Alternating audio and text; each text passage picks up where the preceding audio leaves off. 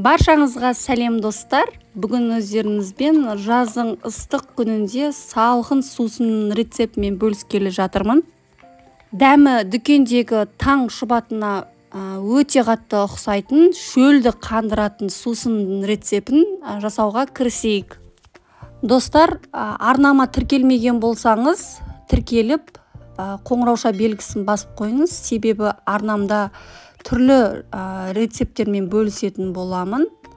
Енді бізге алдымен керегі, көріп тұрғандарыңыздай құрт керек.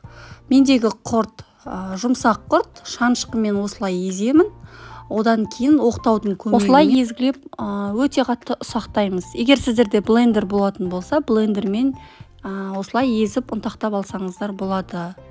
Мен мұны кішірек ыдысқа салып, қазір үстінен газдалған сусынымызды құятын боламын.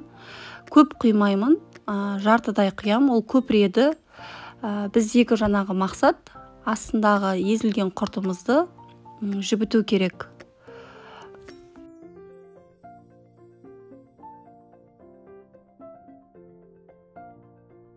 Мен бетіндегі сусынын құйып қоямында, тағы да үстінен газдалған сусынымды құйып, қалған жаңағы езілген құртымызды жаңағы ертемін.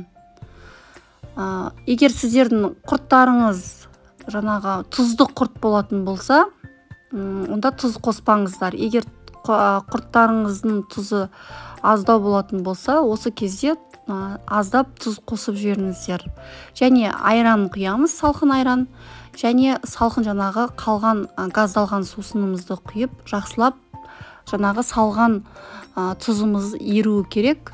Және езілген құрттарымыз еруі тиіс. Осылай бірнеше рет жақсылап араластырамыз.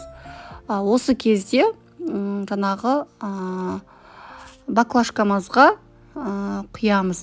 Бізде жаңағы шалапымыз дайын болды. Ішер алдарыңызда жақсылап араластырып, шайқап барып ішіңіздер, және салқын қып ішіңіздер. Ас болсын.